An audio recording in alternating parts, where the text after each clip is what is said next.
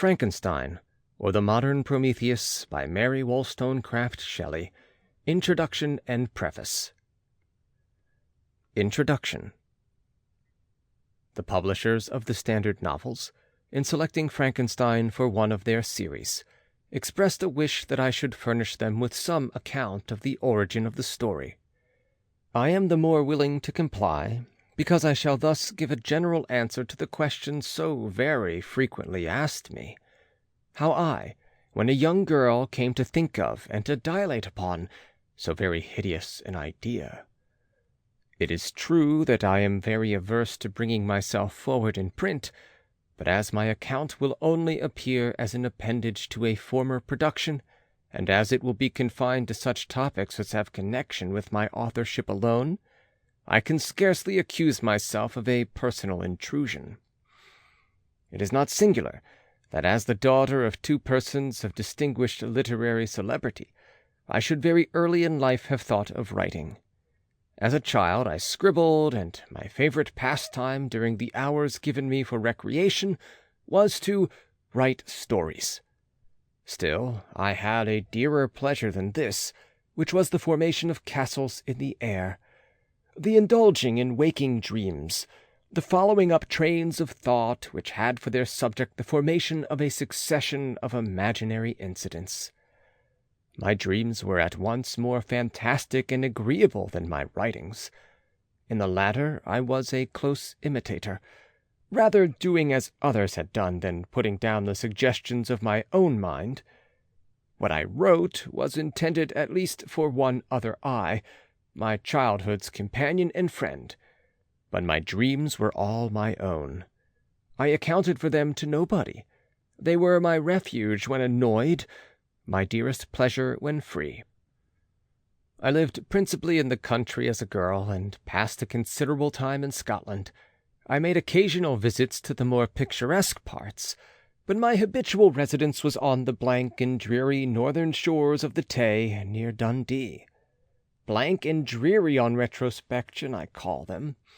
They were not so to me then. They were the eyrie of freedom, and the pleasant region where unheeded I could commune with the creatures of my fancy. I wrote then, but in a most commonplace style.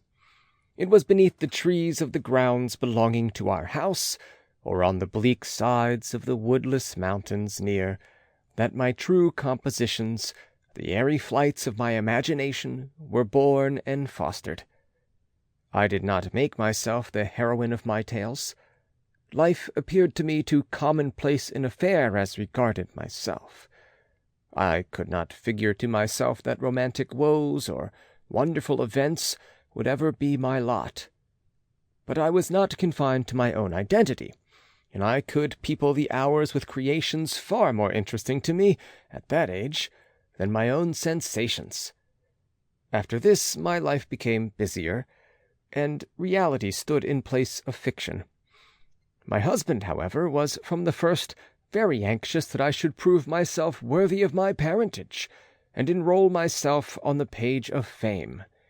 He was for ever inciting me to obtain literary reputation, which even on my own part I cared for then, though since I have become infinitely indifferent to it. At this time he desired that I should write, not so much with the idea that I could produce anything worthy of notice, but that he might himself judge how far I possessed the promise of better things hereafter. Still, I did nothing. Travelling and the cares of a family occupied my time, and study in the way of reading or improving my ideas in communication with his far more cultivated mind was all of literary employment that engaged my attention. In the summer of 1816 we visited Switzerland, and became the neighbours of Lord Byron. At first we spent our pleasant hours on the lake, or wandering on its shores, and Lord Byron, who was writing the third canto of Childe Harold, was the only one among us who put his thoughts upon paper. These, as he brought them successively to us, clothed in all the light and harmony of poetry, seemed to stamp as divine the glories of heaven and earth whose influences we partook with him. But it proved a wet, ungenial summer, An incessant rain often confined us for days to the house. Some volumes of ghost stories translated from the German into French fell into our hands. There was The History of the Inconstant Lover, who, when he thought to clasp the bride to whom he had pledged his vows, found himself in the arms of the pale ghost of her whom he had deserted. There was the tale of the sinful founder of his race, whose miserable doom it was to bestow the kiss of death on all the younger sons of his fated house, just when they reached the age of promise. His gigantic shadowy form, clothed like the ghost in Hamlet in complete armor, but with the beaver up, was seen at midnight by the moon's fitful beams to advance slowly along the gloomy avenue. The shape was lost beneath the shadow of the castle walls, but soon a gate swung back, a step was heard, the door of the chamber opened, and he advanced to the couch of the blooming youths, cradled in healthy sleep. Eternal sorrow sat upon his face as he bent down and kissed the forehead of the boys, who from that hour withered like flowers snapped upon the stalk. I have not seen these stories since then, but their incidents are as fresh in my mind as if I had read them yesterday. "We will each write a ghost story," said Lord Byron, and his proposition was acceded to. There were 4 of us. The noble author began a tale, a fragment of which he printed at the end of his poem of Mazeppa. Shelley, more apt to embody ideas and sentiments in the radiance of brilliant imagery, and in the music of the most melodious verse that adorns our language, than to invent the machinery of a story, commenced one founded on the experiences of his early life. Poor Pilidori had some terrible idea about a skull-headed lady, who was so punished for peeping through a keyhole. What to see I forget. Something very shocking and wrong, of course. But when she was reduced to a worse condition than the renowned Tom of Coventry, he did not know what to do with her, and was obliged to dispatch her to the tomb of the Capulets, the only place for which she was fitted. The illustrious poets, also annoyed by the platitude of prose, speedily relinquished their uncongenial task. I busied myself to think of a story to rival those which had excited us to this task, one which would speak to the mysterious fears of our nature, and awaken thrilling horror, one to make the reader dread to look round, to curdle the blood, and quicken the beatings of the heart. If I did not accomplish these things, my ghost story would be unworthy of its name. I thought and pondered vainly. I felt that blank incapability of invention which is the greatest misery of authorship, when dull nothing replies to our anxious invocations. "Have you thought of a story?" I was asked each morning, and each morning I was forced to reply with a mortifying negative. Everything must have a beginning, to speak in Sanchian phrase, and that beginning must be linked to something that went before. The Hindus give the world an elephant to support it, but they make the elephant stand upon a tortoise. Invention, it must be humbly admitted, does not consist in creating out of void, but out of chaos. The materials must, in the first place, be afforded. It can give form to dark, shapeless substances, but cannot bring into being the substance itself. In all matters of discovery and invention, even of those that appertain to the imagination, we are continually reminded of the story of Columbus and his egg. Invention consists in the capability of seizing on the capabilities of a subject, and in the power of moulding and fashioning ideas suggested to it. Many and long were the conversations between Lord Byron and Shelley, to which I was a devout but nearly silent listener. During one of these, various philosophical doctrines were discussed, and among others the nature of the principle of life, and whether there was any probability of its ever being discovered and communicated. They talked of the experiments of Dr. Darwin. I speak not of what the doctor really did or said that he did, but, as more to my purpose, of what was then spoken of as having been done by him, who preserved a piece of vermicelli in a glass case, till by some extraordinary means it began to move with voluntary motion. Not thus, after all, would life be given. Perhaps a corpse would be reanimated. Galvanism had given token of such things. Perhaps the component parts of a creature might be manufactured, brought together, and endued with vital warmth. Night waned upon this talk, and even the witching hour had gone by before we retired to rest. When I placed my head on my pillow, I did not sleep, nor could I be said to think. My imagination, unbidden, possessed and guided me, gifting the successive images that arose in my mind with a vividness far beyond the usual bounds of reverie. I saw, with shut eyes but acute mental vision, I saw the pale student of unhallowed arts kneeling beside the thing he had put together.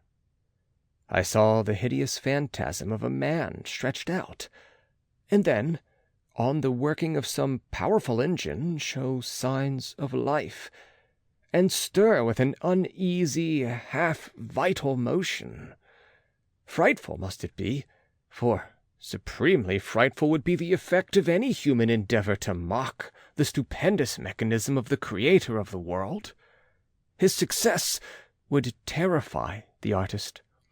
He would rush away from his odious handiwork, horror-stricken.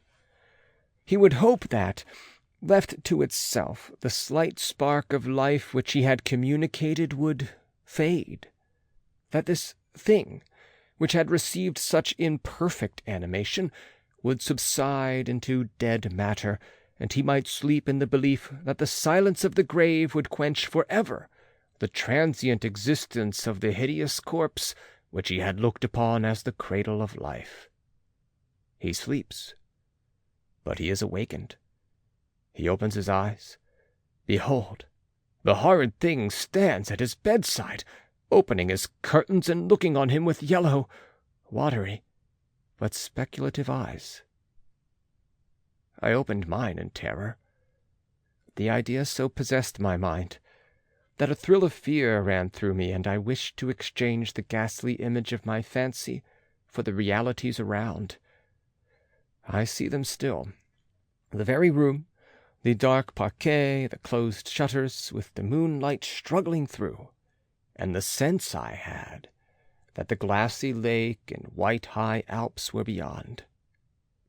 I could not so easily get rid of my hideous phantom. Still, it haunted me. I must try to think of something else. I recurred to my ghost story, my tiresome, unlucky ghost story. Oh, if I could only contrive one which would frighten my reader as I myself had been frightened that night. Swift as light and as cheering was the idea that broke in upon me. I have found it! What terrified me will terrify others, and I need only describe the spectre which had haunted my midnight pillow.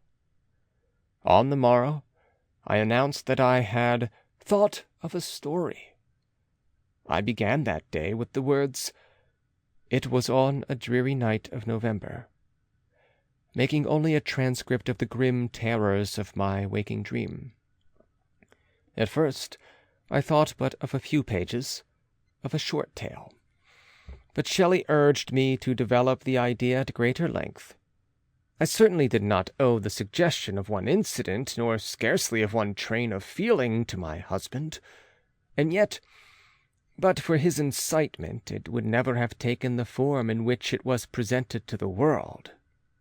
From this declaration I must accept the preface. As far as I can recollect, it was entirely written by him. And now, once again, I bid my hideous progeny go forth and prosper. I have an affection for it was the offspring of happy days, when death and grief were but words, which found no true echo in my heart. Its several pages speak of many a walk, many a drive, and many a conversation when I was not alone, and my companion was one who, in this world, I shall never see more. But this is for myself. My readers have nothing to do with these associations. I will add but one word as to the alterations I have made. They are principally those of style.